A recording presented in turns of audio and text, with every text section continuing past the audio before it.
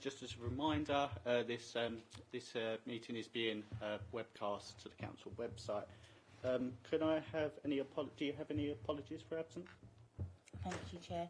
Yes, we have apologies from Councillor Polly, and we've also received apologies from Laura Hall, who's the rep for Open Door, and the Children in Care Council. Sheila sent her apologies, and so has Sharon Smith, who is the chair of the Foster Care Association.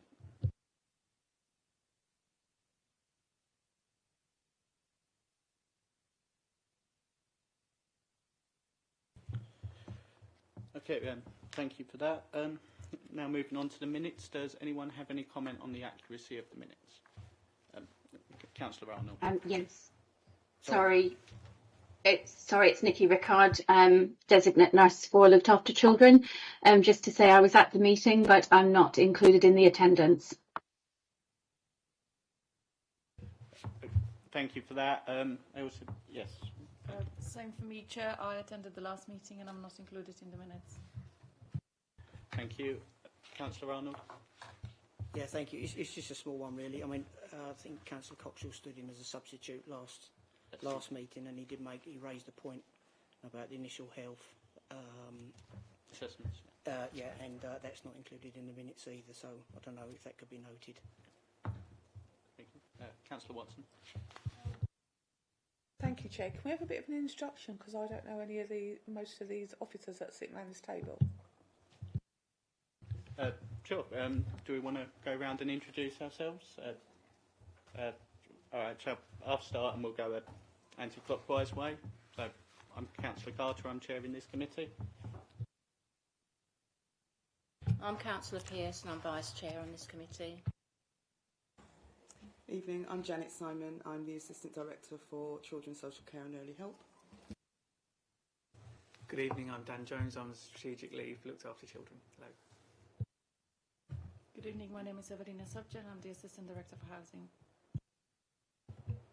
Hello, I'm Claire Moore. I'm the Strategic Lead for the Youth Offending Service and Prevention. Hello, I'm Tina Russell. I'm Assistant Director for Set CAMS and Partnerships, and I lead on Children Looked After for CAMS. So I'm Councillor Lee Watson. I am the ward member for South Stupid, West Thurrock and Purfleet-on-Tyne. Jenny Joslin, I'm a foster carer and I'm Vice Chair of the One Team. Thanks. Could the three people we've got join us on Teams just introduce themselves? Shall I go first? I'm Councillor Karen Raper. I'm Ward Councillor for Tilbury St Chad's. I'm Luke Froman. I'm Service Manager for the Children Looked After and Aftercare Service. And I'm Nicola Rickard, designate nurse for looked after children for Mid and South Essex ICB. Could I just, Chair, sorry, could I just ask, it's really difficult to hear people in the room. If people could speak into their mics, that would be really helpful, sorry. Yes, thank you. If all could speak into their microphones, it would be great. Moving back to the minutes with the amendments that have been suggested, is everyone happy with the minutes? Okay. Well, I move that the minutes are correct. And can I get a seconder, please? Thank you. Okay, I have not agreed any items of urgent business. So we move on to declarations of interest. Does anyone wish to declare an interest? No. Thank you. Okay, then moving on to agenda item 5 is the Children's Social Care Performance 22 to 23. This can be found on page 11 to 34 of the agenda. And I would invite Janet to introduce the report, please. Thank you, Chair. So this is the Children's Social Care Performance Report for corporate parenting. I'm not going to go through every single detail in the report because hopefully you've all had an opportunity to read it.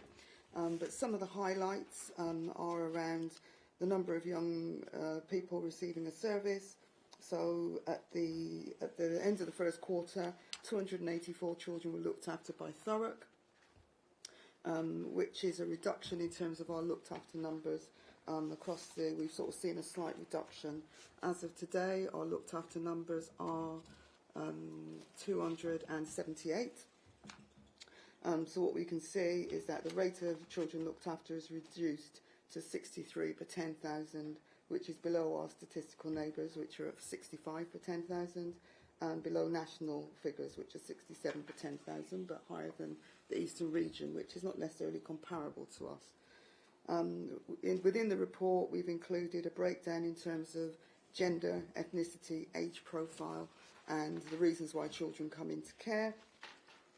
To note, I think, in terms of our UASC population within the report, it sets out that our rate of unaccompanied asylum seekers at the time of writing the report was 0.07 of the population was 31 unaccompanied asylum seekers, and we were generally at that number. We've sort of sat around that number for some time, but on the 26th of August it was announced that with immediate effect all local authorities, their UASC proportion would raise to 0.1, which raises our UASC number to 45. So we know that we're going to continue to get more UASC coming into Thurrock. And most people have seen nationally and in the news the numbers of UASC and the numbers of people kind of coming across in terms of the increase. So what that has meant for us is that it increases our UASC numbers, but alongside that there's a change in the associated grants that come with that, which will mean that we will get additional grants. At the moment we're doing some measurements to kind of see what that cost is to the local authority to make sure we've got that right. So there's some information there about youth detention and the youth service, out of court disposal panels, and our return home interviews. And I've got my colleague Claire Moore here if there are any questions around that. In terms of our timeliness of visits to children, most of our children are seen in time. Around 95% in June, at the end of June, children were seen in time. In terms of initial health assessments, I won't go through the information here because there's a report on initial health assessments and there'll be some feedback from health and my colleague Dan Jones. There's some information there around SDQ scores, so that's the strength and difficulties questionnaires, which looks at the indication of mental health well-being of our looked after children and timeliness of adoption. The report talks about the distance for children who are looked after in terms of their placements, their distance from home, and gives a flavour of our care leaving cohort for those young people who are aged 18 and above, who are former care leavers in terms of their age, whether they're in education, employment or training, the suitability of their accommodation, and the fact that we're in touch with them and how often we're in touch with them. And you can see at the end of quarter one, 91% of our young people are in touch within timescales with the service. So that's a summary of the report. Thank you very much for your report, Janet. There's a lot of positive elements to it, and they're welcomed. I do want to start with one question, though. It's on page 27, the timeliness of adoption. It's quite interesting looking over the years, because in 2019 to 2020, Thurrock had a lot less of the average time between entering care and moving in with an adoptive family. And now we're significantly above that. That is, of course, without the information from our statistical neighbours in England for the first quarter. But what is being done about the big length of time for this? So with these numbers, I think there's some explanation in there, but we've always been slightly below everybody else. But I think it just takes one case for the numbers to go out, and I think we've had, Dan probably can talk a little bit more about that, but we've had a couple of cases where the timeliness has been, for good reasons in terms of court and decision making in the court, which has meant that, that because the numbers of adoption are not huge, they're quite small numbers, so if you get two late adoptions because of court decisions and because of appeals and challenges to the decisions, it can hugely impact, and that's what's happened there. Yeah, I think Janet's accurate. I think there's been a couple of themes that have kind of affected children as a group. So the court delays experienced during COVID, are now starting to show in the data, because adoption data doesn't crystallise really until the child's placed, but those proceedings would have been going on for quite a long time prior to that. So that's one of the issues that we face. Birth parents have every right to make every legal challenge that they can to an adoption being made, and what we're finding is that those parents are exercising those rights right up until the last minute, whereas perhaps in previous years they wouldn't have, for various reasons of their own.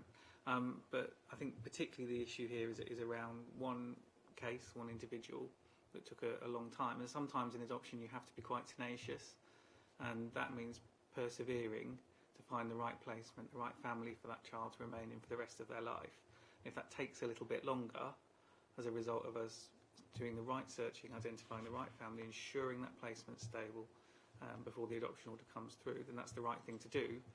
But sadly, it does rather impact our data. And I think what we'll see in the next round of these reports, that case will continue to impact. When we take that case out, we're much more back closely to the national average. Thank you very much. Do any other members have questions? Councillor Watson. Thank you, and thank you for your report. Can I just ask a couple of questions around the asylum-seeking children?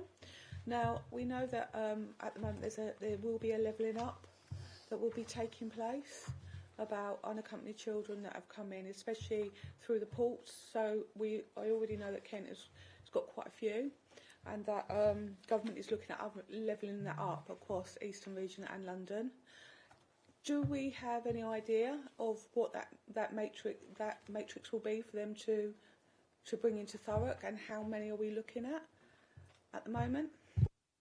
So as I briefly mentioned, so we're at 0.07, it was 31.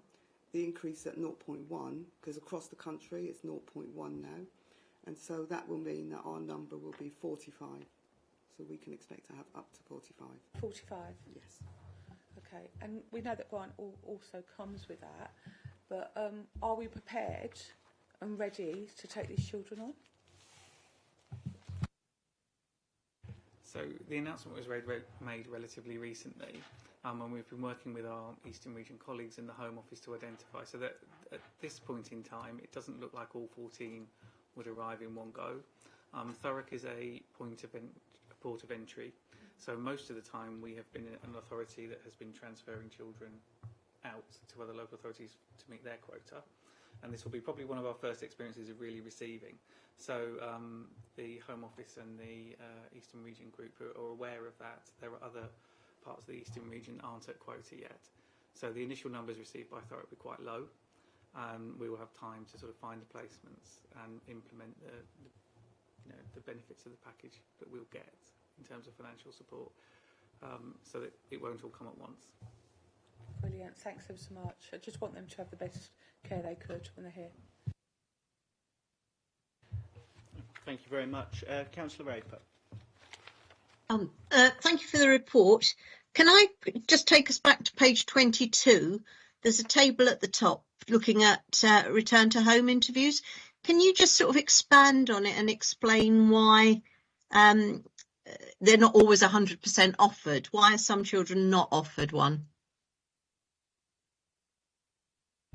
Some children aren't offered return home interviews because they may be children that are placed in Thurrock by other local authorities, so they would be offered their return home interview from their placing authority and not from Thurrock. So why are they included in our data? They're not included in this data, no. No, but then it says, I'm just looking at, say, June of 22, 91% of children were offered an RHI. So are those other children ours? And if so, why were they not offered the interview? I'm just trying to get a clear picture. Sorry, yeah, they are included in our data. So there would be 9% of those children that wouldn't have been offered a return home interview from Thurrock's return home interview service. They would be offered a service from their home local authority. Okay, it might be useful if that had been expanded on that's the fine. I'll make sure that's done in Thank future. you. Thanks. I agree with Councillor Roper there. It's I just want to check then that of the ones we're obligated to give return to home interviews to, is it 100% for Thurrock? Yes, it is. Thank you. Councillor Arnold. Yeah, thank you. Councillor Raper's actually just touched on what I was going to bring up next, but I've got one other very small question. Just on the front page, it says you mentioned Think Family. Can you just give me an explanation of what that is? The Think Family service went live on the 1st of April this year. It was following a lot of discussion and a lot of thought about how we could work differently, using a different approach in children's social care and early help to ensure that fewer children were either going into the care system or going into court proceedings or into pre-proceedings. And that was about intervening early, providing a whole array of different parenting interventions, all evidence-based, providing parenting assessments much earlier than we would normally do, so before we reach court proceedings. It's an approach that meant that we had to restructure our service, so we've brought in additional family support workers into that service to undertake intensive work with those families at the right time. Since we went live on April the 1st, we've had 114 referrals into the service. Although it's still fairly early days, I'm hoping that we will be able to do an evaluation over the next couple of months to see how effective it's been. So it is a team that we have that are doing this work, but it's also an approach that we have rolled out across the whole of the service. So we have social workers and family support workers across the service, including early help, that are also providing these interventions. Our family group conference service has now changed its remit to become facilitators of family network meetings, which means that we include the family's network, so their close family and friends, at the earliest point in time. So the point that they're actually referred into our front door and into our child and family assessment team, they will be offered a family network meeting at the earliest point that we can, to see who within the family can also assist in supporting the children within the family so that they can remain there.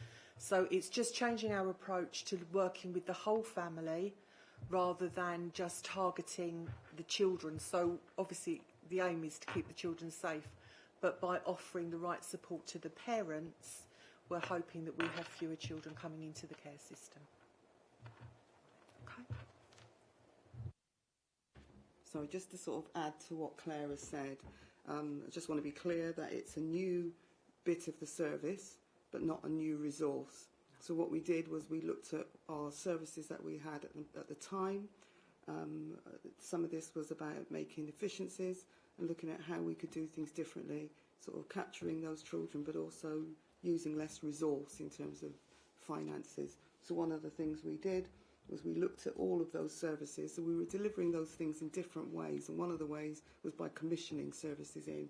And what we thought was we needed to deliver it all in one place, so that families weren't having to tell their story over and over again. So it's been quite helpful for us in terms of building those relationships with families. Thank you for that. Jenny? I thought you had your hand up. Oh, I do apologise. Sorry. Sorry, Councillor Raper did put her hand up first as well. So. Yes, sorry. If we could go to page 19, the final paragraph, we're talking about the sort of overrepresentation of BAME young people in the criminal justice system. This comment about the Essex-wide working to identify root causes, that's come up several times over the last year and a half when I've been on this committee. I just wondered, is there any further sort of feedback on progress of that project? Thank you. Yes, there has been some progress. I attend the Essex-wide board, and that board asked one of the local universities to undertake a piece of work, particularly looking at the stop and search data. Sorry, I can see you're leaning in, so I'm probably not talking loud enough. Yeah, looking at the No, it's not you. I can hear you perfectly well. I couldn't hear everything else, so that's why I'm doing this, but carry on. Yeah, about the stop and search data. And what that actually told us, looking at that data, is that the police are terribly bad at recording ethnicity. So it was very difficult to actually ascertain what that looked like from an Essex police point of view. But we're not, you know, as a youth justice team, youth offending team, and our youth crime governance board, we're not just sitting back and expecting Essex to, you know, Essex-wide to do something. We are doing some work ourselves around the disproportionality. So we're monitoring very, very carefully our black, Asian and minority ethnic groups within the criminal justice system. And we're going to start a piece of work where we're actually going to ask these young people and their families to participate in a group with us, so that we can understand a little bit more about what it means for these young people to be a young black male that is living in Thurrock, and actually what it means to them to be part of the criminal justice system. Is there things that we're not doing right? Are we not putting in the right support for them at the right time? So there's lots of work taking place to ensure that we try and make the young people of Thurrock more equitable across the criminal justice system. Thank you. Thank you for that. Councillor Watson. Thank you. I'll forget the other question because that was before we went on to this bit. So we're looking at Essex only, but we've got the direct line going straight into London. So are we also working with Pan London on anything to do with cross lines and anything to do with gang related that goes that way, not just in Essex?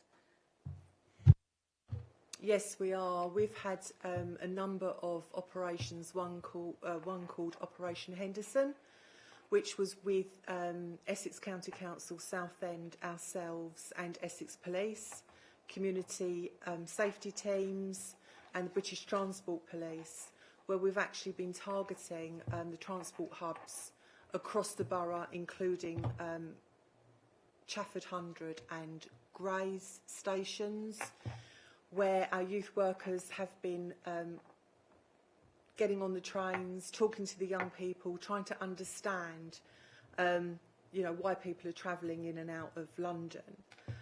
We're also doing a piece of work around young people that are detained in custody at Grays Police Station that are actually from the Metropolitan Policing area, to understand why they're here, what are they doing, are they running drug lines, etc.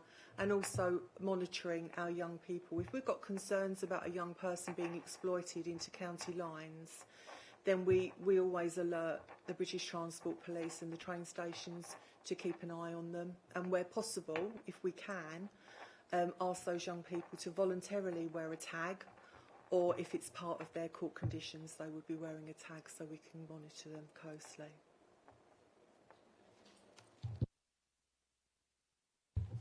Thank you. Are there any more questions? No. Okay, Councillor Watson. Sorry, so can I just ask a quick question, and probably you, Dan, really? Children looked after and missing episodes. Is there a common theme to that? Or is it just purely that they just don't want to be in that environment or that house? There's some variation. I think the vast majority of our missing episodes are children returning late to placement. So there's a range really of how concerned we might be. You know, we'd always be concerned if our child hadn't come home when we expected them, and that's what a lot of the missing episodes reflect, that they haven't returned when we thought they might, and their carers done the right thing and alerted EDT and the police.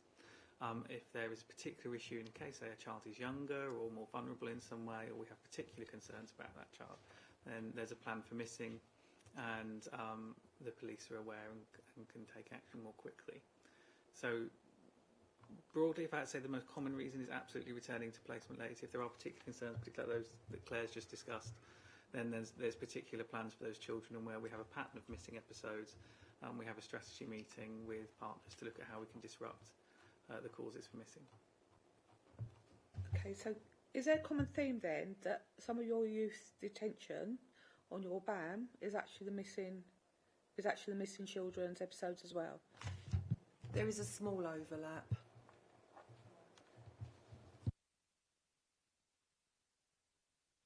Thank you for that. Does any other member have any questions? I might just say something. Oh, Councillor Pearce. On page 13, unaccompanied asylum-seeking children. How do we know? I know this is going to sound funny, but they are children, you know, of a certain age, because you have to go up to a certain age, right? I mean, I know of a case where this lady, she fosters, she takes them in quite quick. She'll get a phone call and she'll take them in. And she was told she had 2 children coming in for her to look after, one of 9 and one of 15. Well, one of 9, she could understand that, but the other one was over 26 or more, you know, and it was classed as a child. So what is the highest age you would have? Because she reckons he must have been well in his late 20s, yet was classed as 15. Does this happen often, or is this just a one-off case?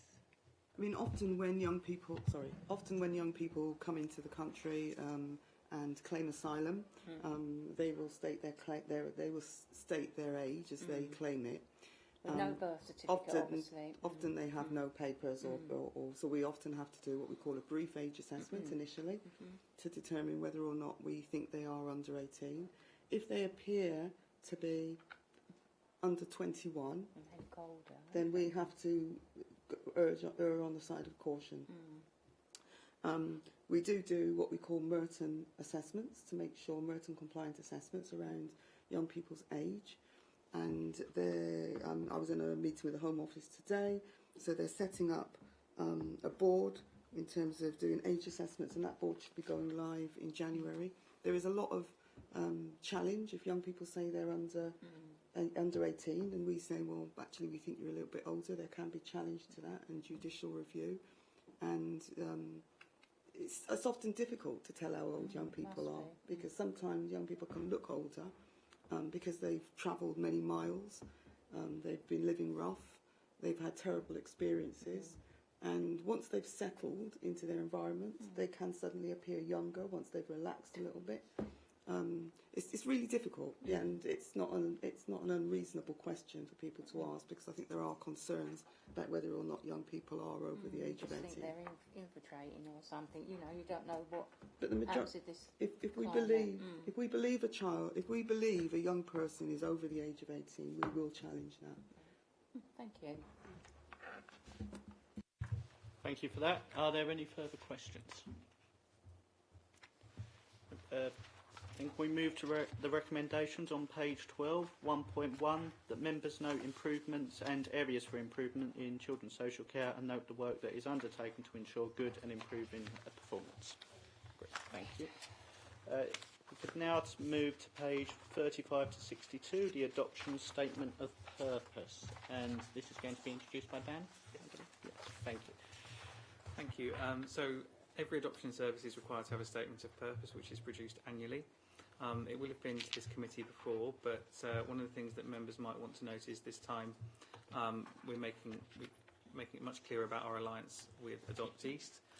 In 2020, all local authority adoption services are required to be regional in some way, and the model that the Eastern region has adopted is an alliance model. So we retain our adoption service, they're employed by us, they're with us, we deliver the services directly, but we work in a partnership model with Essex, Norfolk, Luton, Bedford, Suffolk and Southend and ourselves, so we cover a really wide area.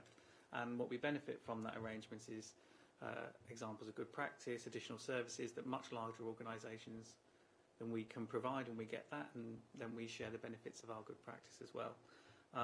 The adoptees has been around for a while, but this is the first year that adoptee statements of purpose have been presented. One little update for members is there is a vacancy noticed for the service manager for fostering adoption, and interim manager has been appointed, and the advert's out for recruitment for the permanent post. Okay. Thank you very much. Councillor Watson. Thanks, Dan. This is a really good little report, actually. So well done on that. The thing I wanted to ask you is the vacant post of the fostering and the adoption placement. That's a really important post. So where are we in terms of recruiting into that post? So I would completely agree because it's my old post. So we've been able to appoint an experienced agency manager into that post to cover things while we're recruiting permanently. She has an excellent level of experience both in fostering, adoption and placements, and has joined us, I think this is her third week, and has been really assistance. Prior to that I was covering both roles. And then we have the permanent advert out. We've had some applications. That's closing on the 12th of September, so we hope to interview shortly after that. Thanks, Dan. Councillor Arnold. Yeah, thank you. I mean, I'll cross that one right off there because that was going to be my question. Just for the sake of my learning again, I do this sort of fairly often. Could you just explain to me what CWD service is? Just Sure, that's Children with Disabilities Service. Aha. Thank you very much.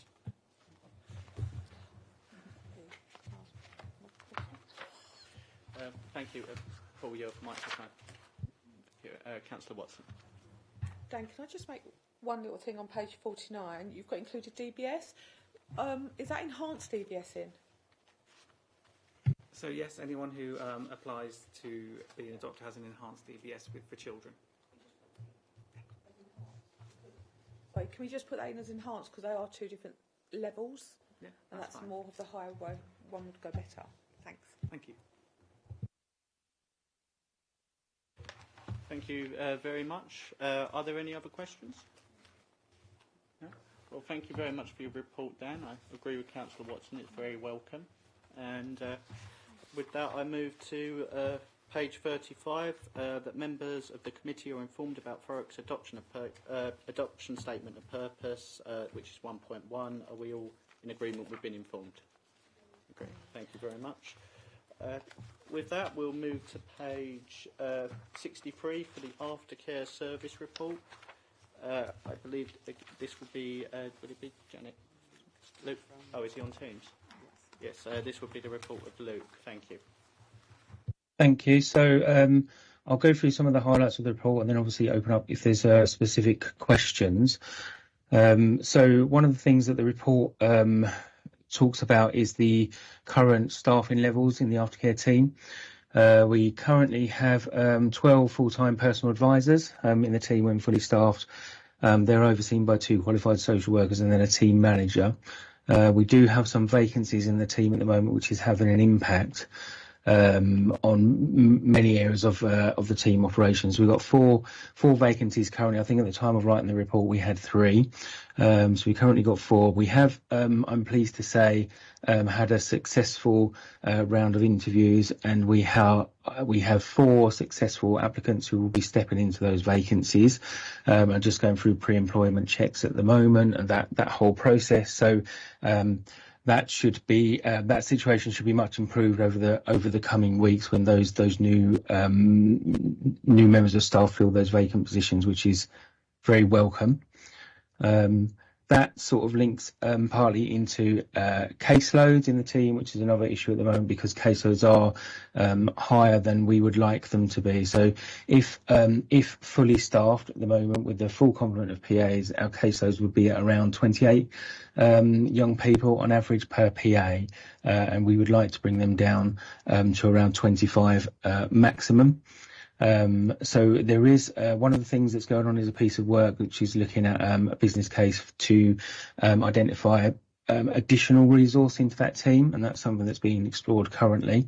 The other thing that we've been focusing on very much so for the whole of this year really is around our cohort of care leavers who are in the 21 to 25 age range. So there's been a lot of work going into analysis of that cohort and their particular needs. And what we realise is that there have been a number of cases open in that cohort who don't necessarily need to be open. So in terms of our duty to those young people, we do have a duty to support people up to the age of 25 if they require us to support them, if they request support, and if there are specific kind of tasks that they need support with. And what we found is that some of those cases in that cohort were open with a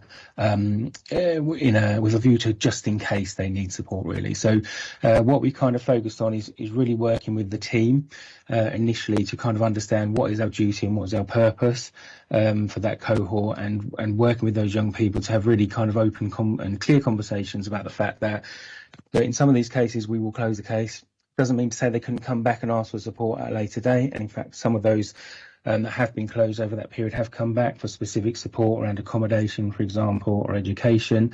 But what it means is we're not keeping cases open unnecessarily, where we're not actively supporting young people on a specific task. So I think you will see from the figures, there's been a reduction in overall caseload in that team of around 52 cases since the beginning of this year, which is kind of testament to some of that work.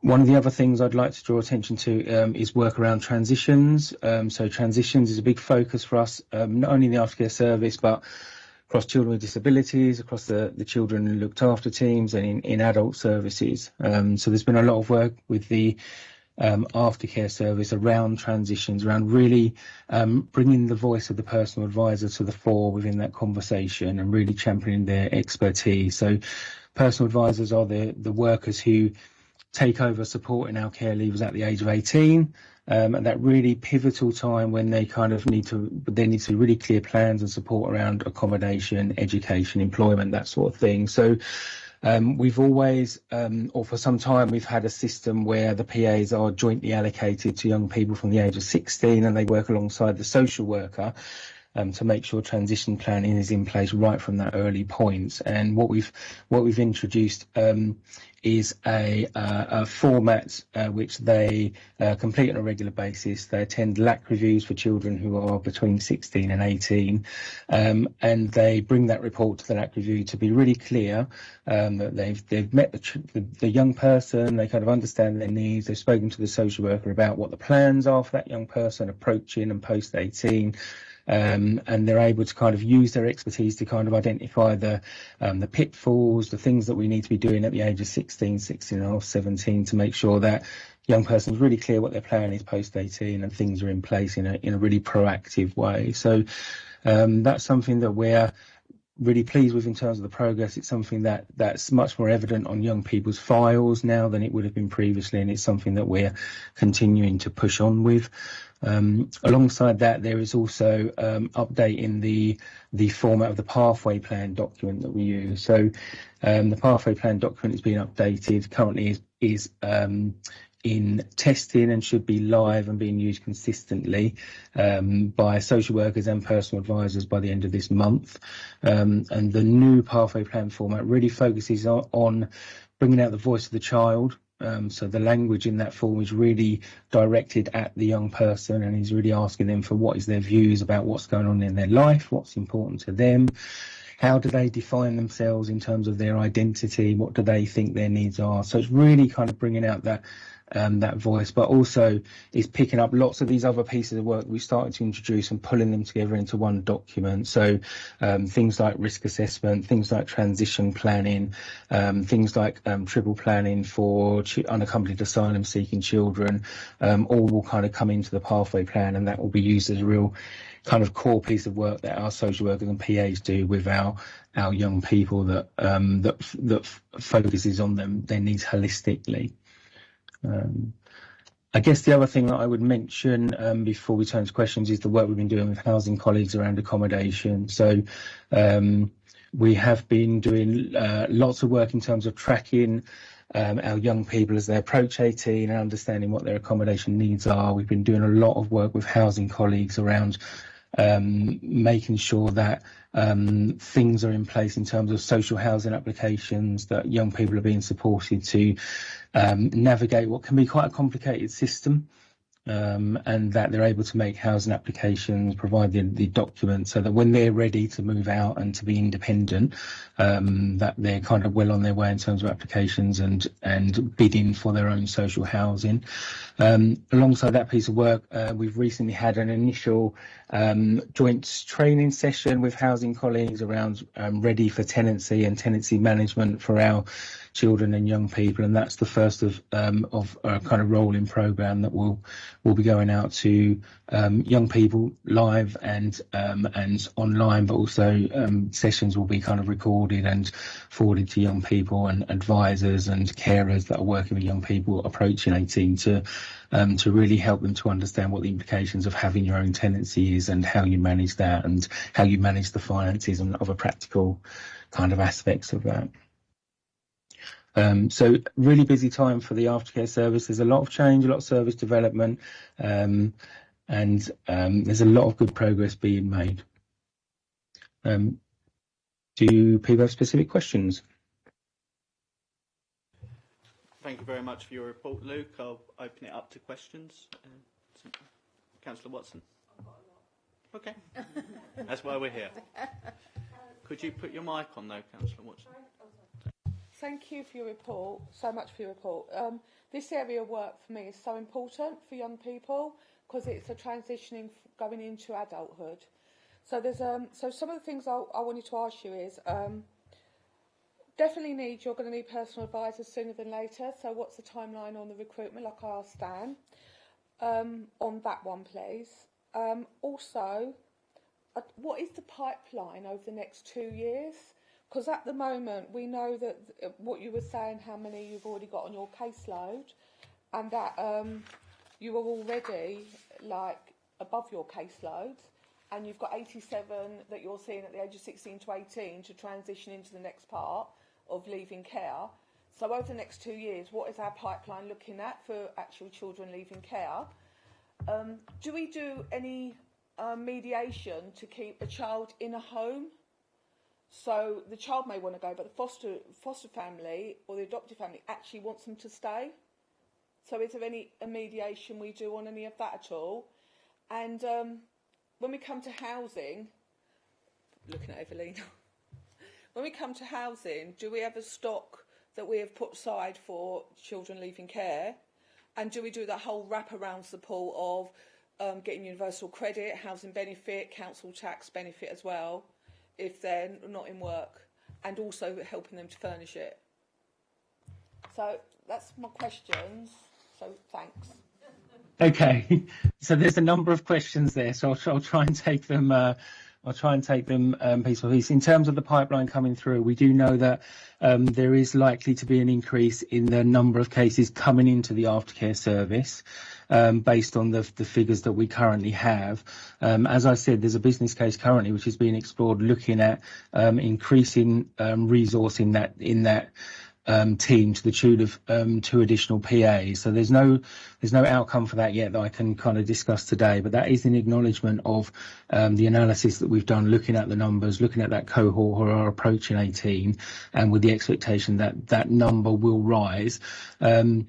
Obviously, although we've done some great work in terms of looking at that older cohort and closing some of those cases appropriately, that there's still work to do in terms of those cases as well. So we're continuing to look at those cases and look at where it's appropriate for us to close down some of those cases as well. But even so, it's likely that we will be looking at an increased caseload for care leavers.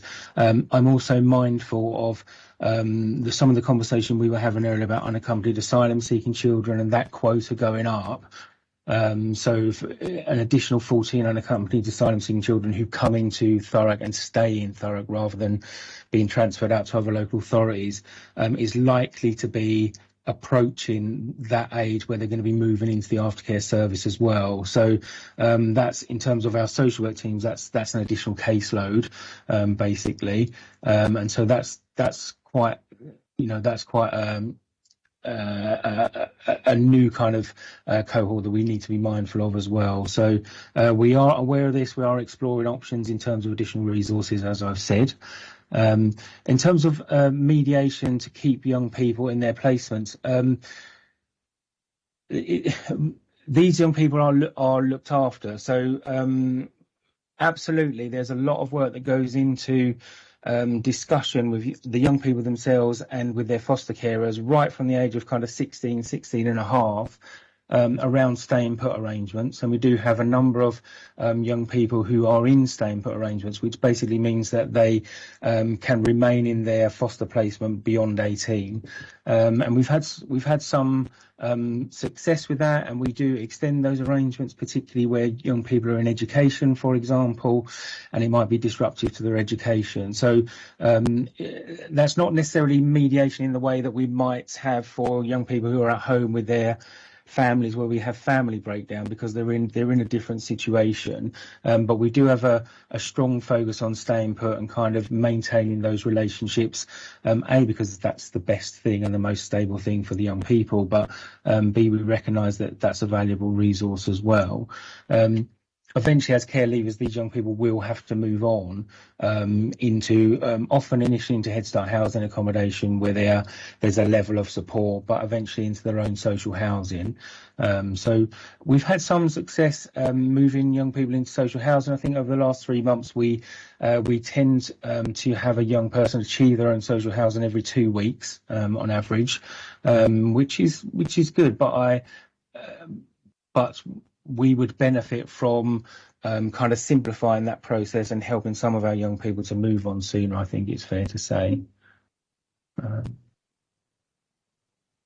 Sorry, you'll have to remind me of the other parts to your question, I'm afraid. I think it's more for Evelina, really. Do we do that whole wraparound, universal credit, housing benefit, council tax on the social... But even the fact, Evelina, about PRS, do we think about children leaving care going into PRS with the LHA rate? So it's difficult to make out some of what you're saying. We absolutely do wraparound support, and that's primarily the role of the personal advisor who understands those systems, who will help young people to apply for the correct benefits. We track young people through our transition meeting to understand who's got housing benefit, is it being paid to the correct person, and those sorts of things. We have colleagues from the housing team who also are able to provide support around, as I said, some of those people delivering the training that I was mentioning earlier come from the housing team, who kind of support more vulnerable individuals around managing tenancies, managing finances, making sure they have the right benefits, and those things are in place. So the support that we're able to offer is quite creative and can be quite flexible depending on the young person's needs, and obviously we balance the idea of supporting them, keeping them safe and appropriately housed, with the idea of kind of helping them and supporting them to move on into independence, and eventually be able to kind of manage these things in their own right as they go on to be constructive members of the local community. So I guess what's left for me is whether we've got a quota or stock of properties for young people. So we wouldn't necessarily keep any particular properties vacant awaiting, but there is enough of a sort of churn and turn within the stock that we are able to sort of identify properties that are for young people. Obviously, as you've heard before, our preference is to get young people to actually bid for properties, so they take active part in that process, not just go down to direct offers, but we have been making quite a few direct offers where it's more appropriate and when the individual is more kind of in tune with that. One of the things that the paperwork today also informs you about is the changes that we are willing to introduce to our allocations policy, because at this moment in time you really need to be 18 to be able to start bidding and putting the application in order to enter the register in the first place. We are sort of accepting what colleagues are saying and are trying to sort of make the allocations policy such that you can do it earlier, so you can sort of start the process a little bit sooner. You don't have to wait for your 18th birthday. I mean, in the background at the moment, we have been prepping young people to do that anyway, but it's the actual go live is the 18th birthday. So I don't think, you know, there's necessarily such a big problem. There isn't enough social housing, and I would always say that whenever given opportunity, there isn't enough of it, and it sometimes is a struggle, but when we need, we can find.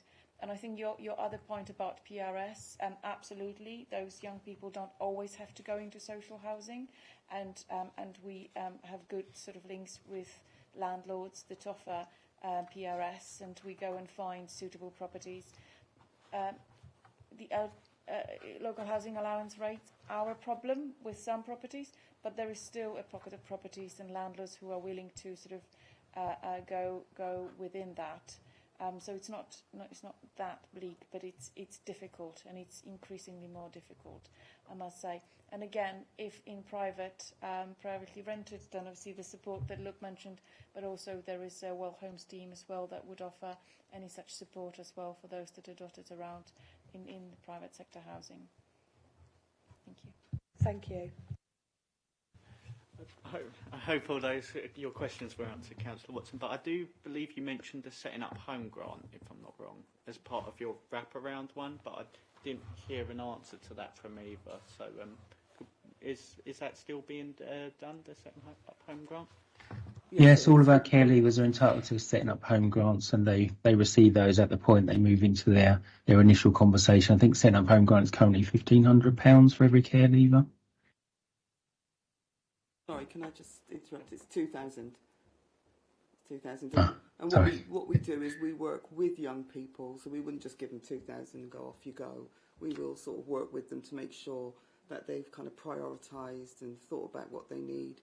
We also do things like make sure that they've got a certain amount of things in their cupboard, so we help them with a first shop and we contribute to that. So we're just trying to do things that will just make sure that young people get the right starts when they need it. And benchmarking ourselves against local authorities to make sure we're keeping in line with that as well. Thank you very much for that. Any other member have any questions? All right, well, could we then move to page 63? The recommendations on 1.1, that the members of the committee are informed about Thurrock's aftercare service. Are we all in agreement that we've been informed? Thank you very much. With that, we will turn to page 73 to 80 for the performance report on initial health assessments for looked after children. And Dan will be presenting this report. Thank you. So this is a report following on from our last meeting, and as you can see, it kind of gives an update in the report, firstly on sort of performance, but also on some of the finer detail. The issues that we're facing in improving this performance. As you can see, the picture is still difficult. We're still not doing things in the way we would like. Hopefully you've also had the opportunity to read the really helpful report provided by Nikki on giving some further context on the health settings. So I think I'll just draw your attention to page 75 and 76, which kind of gives the details there of some of the challenges that we're all facing in trying to get these assessments done on time, and then also some further details on current performance. I don't know, Nikki. Sorry, Dan, we can't hear you. Oh, sorry. So sorry, Nikki. I was just highlighting the parts of the report and asking if there's anything you wanted to add from your report in summary. So with regards to adding anything to it, I think I didn't see it included in the papers, but I did do sort of a report that highlighted some of the reasons and give some context as to why the IHA performance is not good. Was that included within the papers? I didn't see it myself. Yes, that's the one. Yeah. Sorry, thank you. we all had a printout of this with us for this committee.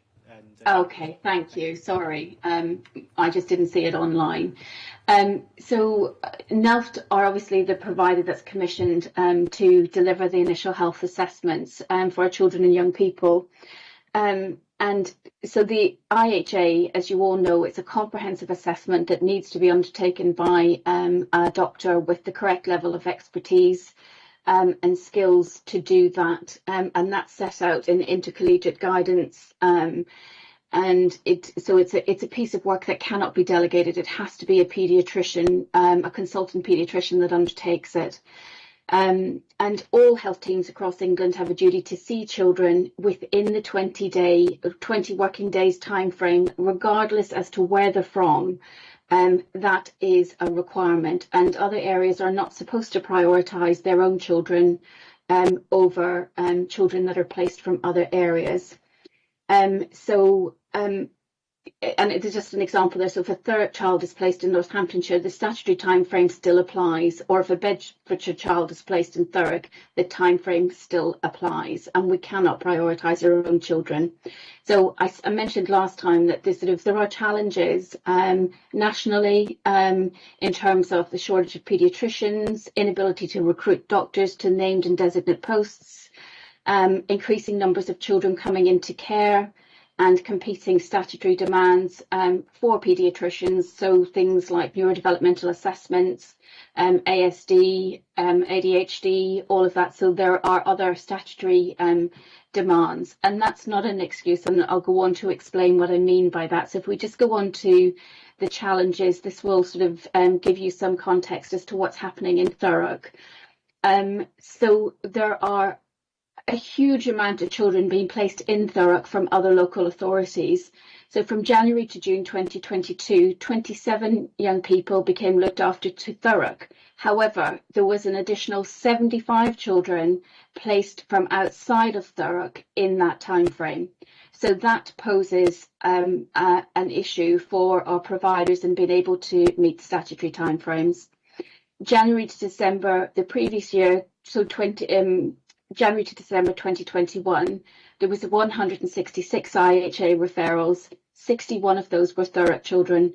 The remainder were from Basildon and Brentwood and other local authorities. And as I said, so the statutory guidance is really clear. The initial health assessment must be done by a registered medical practitioner. Review health assessments can be carried out by a registered nurse or midwife, and the IHAs can't be delegated. So integrated care boards and NHS England have a duty to cooperate with requests from other local authorities. And if we just go on to the next slide, you'll see it's actually quite difficult to read, I think, on here, but the purple bar just shows you over a 12-month period the number of children that were placed into Thurrock. Thurrock is the red one. So that gives you an idea just of the sort of the volume of children that are placed in county. And if we could have the next slide, please. Thank you. So this gives it a sort of a further breakdown. The blue is Basildon and Brentwood. Orange is IHA requests for Thurrock. And the grey is out of area children and young people placed in. And then the yellow is the sort of the total number of IHAs received. So if we could just go on to the next slide, please. I'm going to sort of go through this as the whistle stop, but I'm very happy to take questions afterwards. So other reasons that IHAs may be out of timescale. I think what I would say is it's important to remember that our children are all seen. They may not be seen within the 20 days, but they are all seen for their IHAs unless there are extenuating circumstances or exceptions. So if a child is placed outside of Thurrock, that creates an issue because just even from an administrative standpoint, it's quite involved getting another local authority to undertake the assessment for our children and young people. we are limited in how we can influence the pressures faced by other areas, but certainly in my role as designate nurse, if I felt that an area, or if it was flagged to me that a child placed out of area, one of our children was not being seen, and we had an instance of this just this week, where we had an email to say that actually really sorry, but this child, we're not doing any assessments for other local authorities. Now, obviously, that was challenged and the child was booked in to be seen. So there are systems in place to make sure that our children that are placed out are being seen. But it does slow down the process and makes the 20 working day time frame a little bit more difficult to achieve. Exceptions and reasons for breaches. So if a young person is placed in a young youth offending institute, they don't have an initial health assessment. And the reason they don't have an initial health assessment is because they are under they'll come under a different framework. So they will have what's called a comprehensive health assessment tool completed. And that is then shared with their health team, with the local authority, and also with the health team. We have no control over that information getting to us, and it is just about liaising. So in some ways, having those numbers included within your IHA performance is challenging, because that should be an exception rather than a breach. And if we could just go to the next slide, please. Thank you. So young people will decline. A lot of young people don't want these assessments, and it is entirely, I mean, obviously we would at all times encourage them to have the assessment, but if they decline, then they decline, and there's nothing, we're limited in what we can do about that. What I would say is that is reviewed periodically, so it's not just a question of we don't want it and that's it, it's left. It's not like that. They are actively followed up. Sometimes young people will abscond, and they don't have their assessment within the time frame because they're missing. So if a carer or a social worker doesn't bring a child or young person to the assessment, then obviously the assessment can't go ahead. We have done a lot of work, and Dan and Luke and the provider team have done a lot of work around ensuring that children are brought to appointments, and that those valuable appointment slots are not wasted by children not being brought. It may well be that a young person moves placement before the assessment is undertaken. Again, that involves a delay. It doesn't mean the assessment won't happen, and it's the same with all of the above. But there have also been issues around interpreters not being available, but again, that is being addressed. And so you're going to want to know, so what are we doing about all of this? So if we just move on to the next slide. In March of this year, there was additional funding put in place to address the backlog of IHAs. That has gone some way to addressing the backlog. There is so I reviewed the escalation pathway with our provider as well to ensure that we are proactively addressing any barriers to our children being seen that are placed out of area.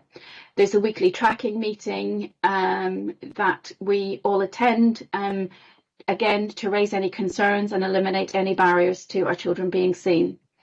There was a risk pathway devised so that we can mitigate risk. So where a child is delayed, perhaps in being seen for their initial health assessment, and there's a known health need, then that will be addressed outside of the IHA so that they're not waiting for that IHA for a health need to be met.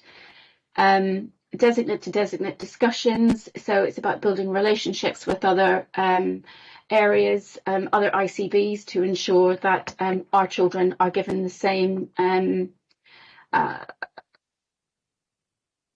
access to health services as any other child would be. So I've had a meeting with our commissioner and provider to look at the current position and next steps. And there is a paper underway at the minute to increase on a much longer term setting, to increase the funding for initial health assessments to address the fact that there's a number of children being placed in Thurrock. So that paper is being marked as urgent and is being written as I speak.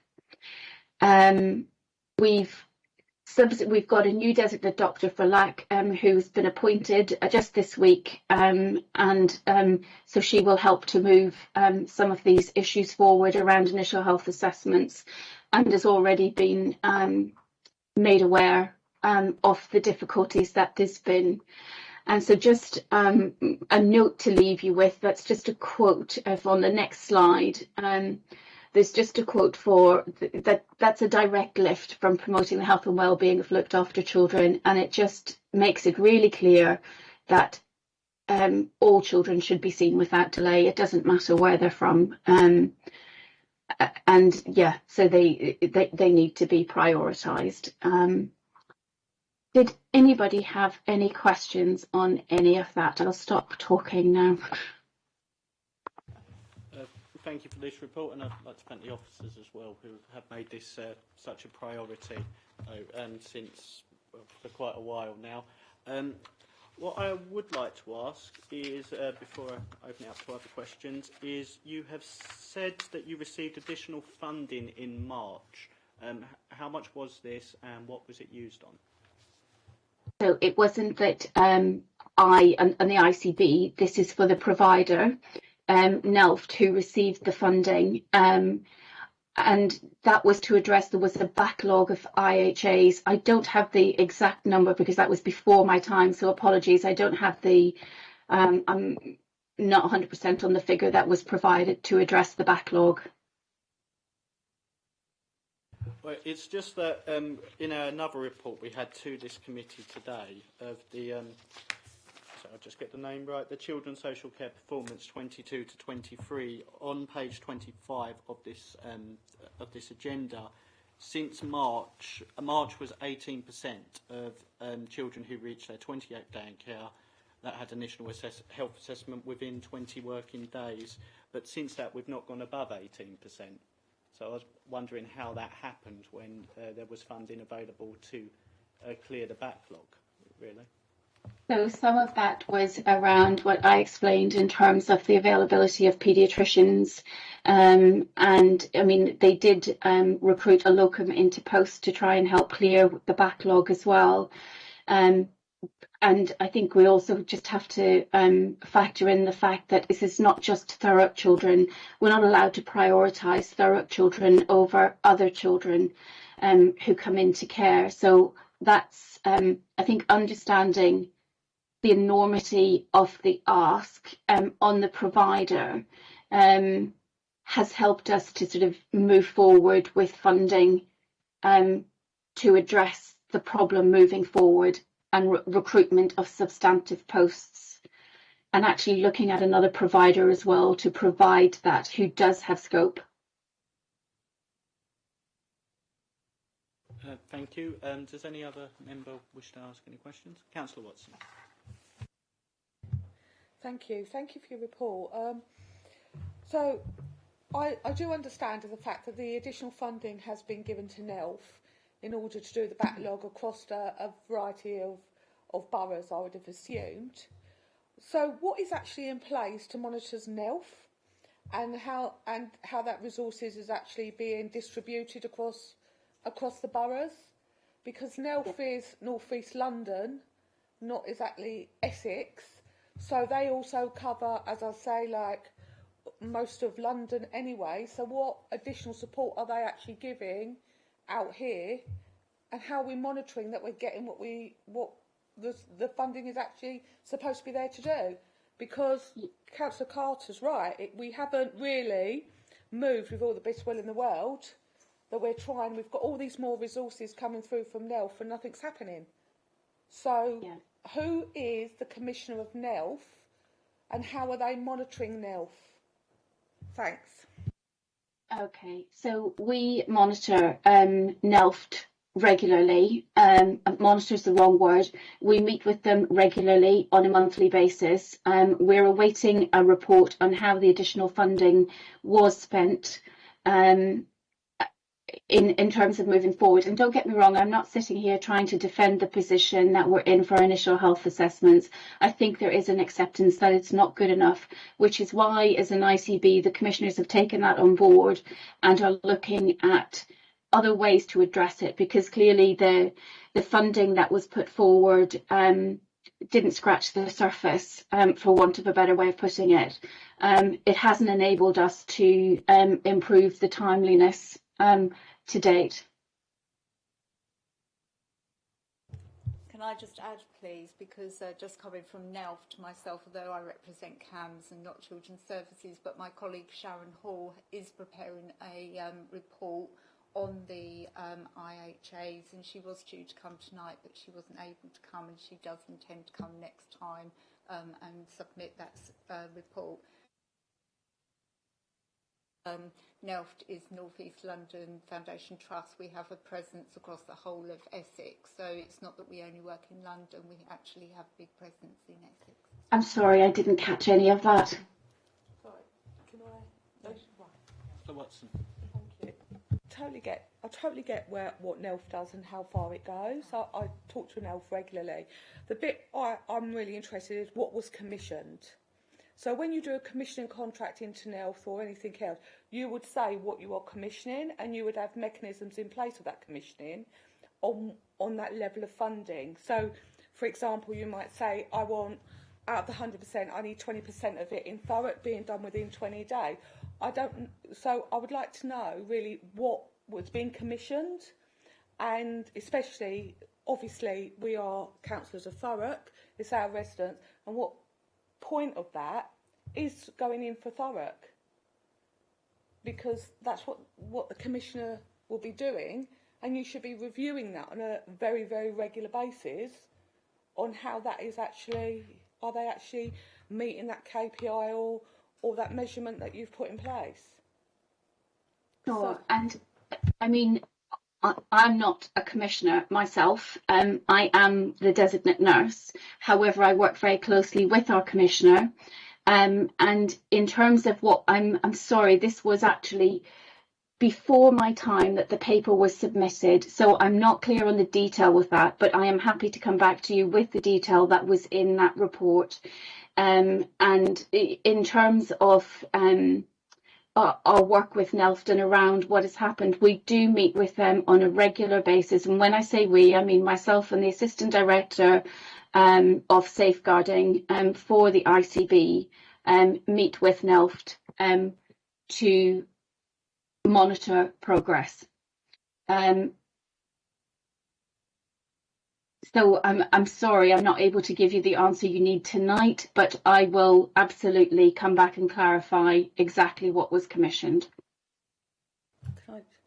Thank you. So can I just ask just one quick question? On your progress meetings that you have with NELF, do you feel satisfied that they are providing the service for Thurrock as they should be? Because nothing's moved from our figures. So okay. I'm not.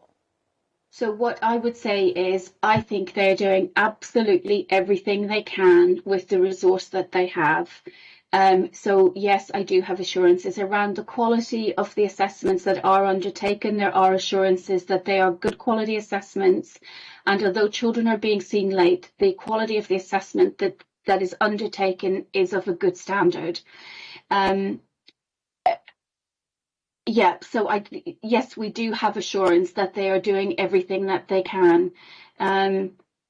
It is unfortunate that this is a demand capacity issue, which is now being addressed with commissioners to increase the resource that is available to them by looking at another provider as well who will be able to support that process. Okay, so thank you, Chair. I look forward to the report coming on commissioning and also on who the other provider will be once you've commissioned them and what their commissioning arrangements are. Thanks. Thank you for your comments there, Councillor Watson. I've got Councillor Raper on Teams with her hand up. Thank you. I've got two questions. I think the first one that I'm going to mention, probably you have answered everything that would respond to this, but I'm just registering my sort of concern about the disparity on 3.11 when we look at out of the children in the first quarter, 18 referrals were in time, but when we go over to the actual IHAs happening or being completed, there's a huge disparity.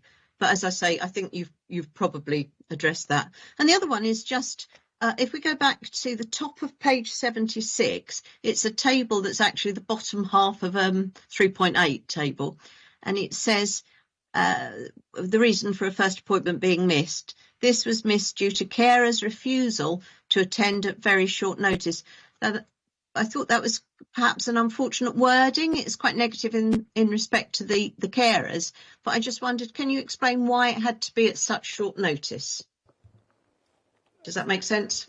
It does make sense, absolutely. Around that individual case, I would need to go and find out why that was the case. It may well be that there was a cancellation and the carer was offered it at short notice. Sometimes that will happen, and that's to try and improve the timelines and whatever. That's not always the case. We try to give people as much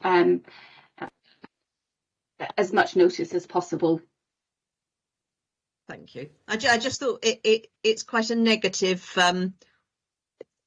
wording. It sort of blames the carer in a way, and I just wanted to find out if there was a specific reason for the lateness or the short notice. Thank you. Thanks. Dan actually did try to answer the question as well, so let's bring Dan. Okay, apologies if the wording's come across as negative. However, the issue on the day was that the health appointment had been booked in good time. There was plenty of notice for that appointment, plenty of reassurance given by that individual the children would attend, and on the day when the social worker did the right thing and tried to make sure the children had gone, that individual had decided not to take the children to the appointment. So that's, I think, why the wording as it is. There was no reason particularly why the children could not attend that appointment day from our perspective. The short notice was the carer giving very short notice rather than the short notice of the appointment.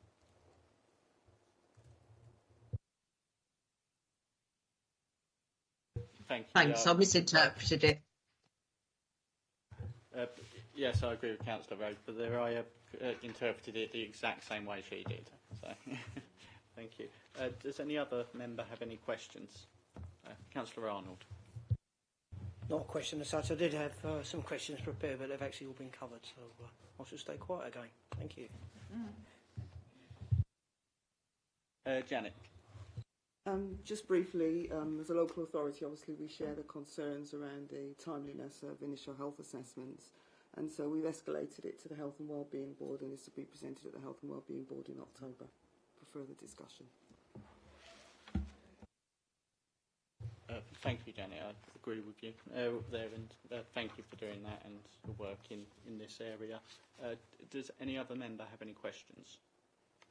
I think I'd like to bring this up again in the work programme later. If we could perhaps invite Neil to bring a report to this group of parents, but we'll discuss that when we come to the work programme. Thank you.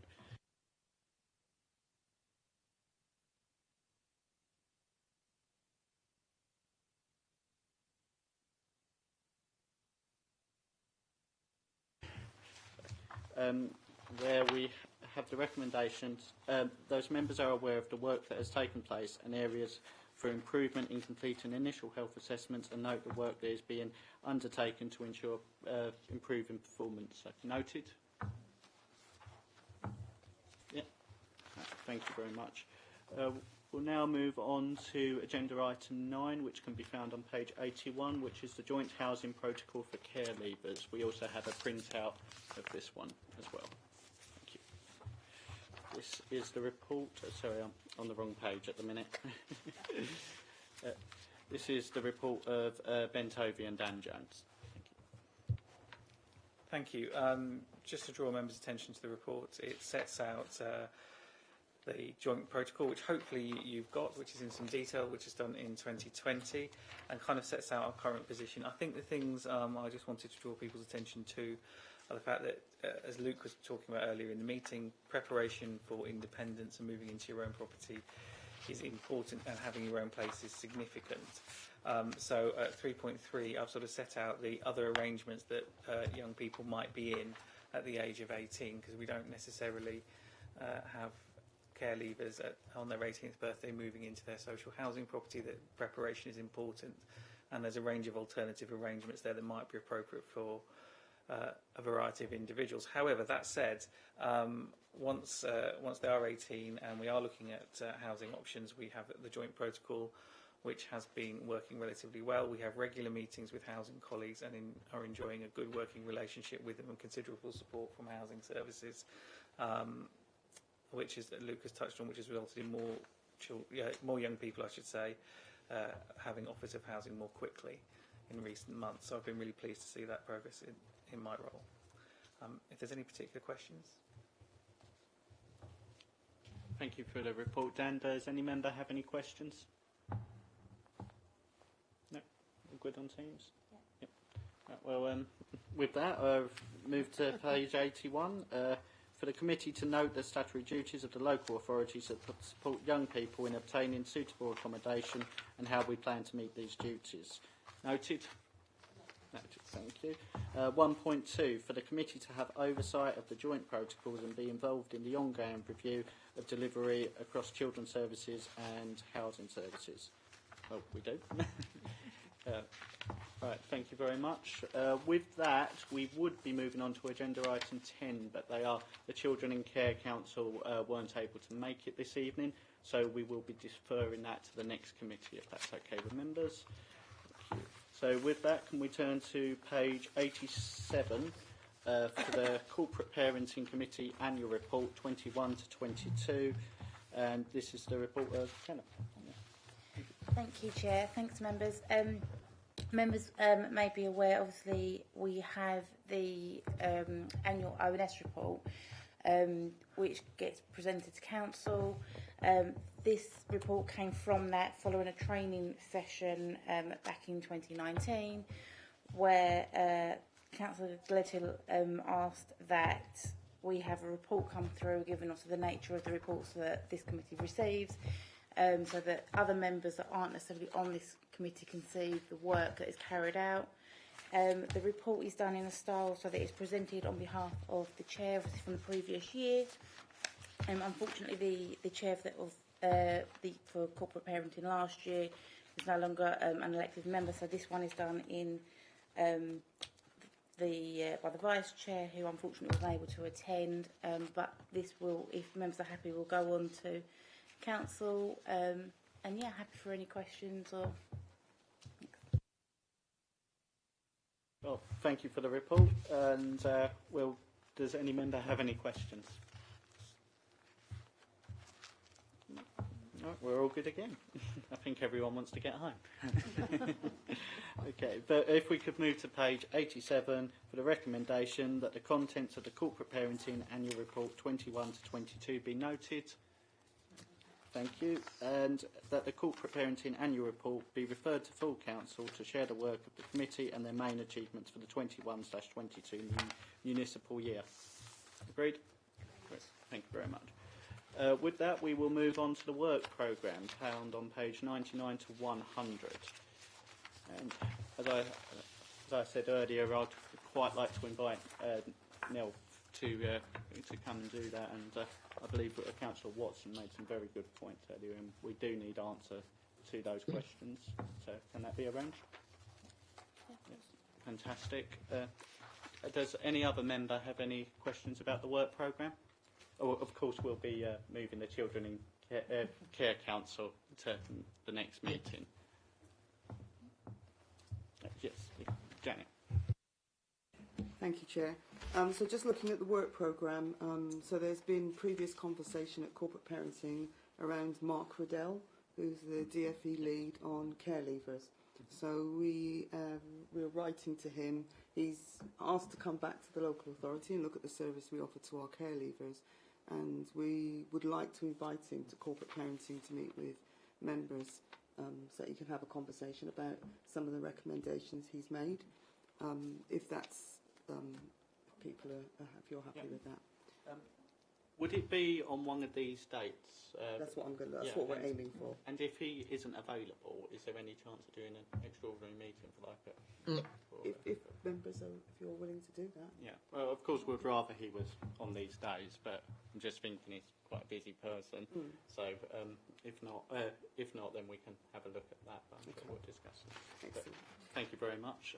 Just one more, sorry. Yep, sure. And then for the following one, we were hoping, and I wanted to have the conversation with Tina around maybe having a report on the meeting the mental health needs of our looked after children. That'd be in March, so you've got the time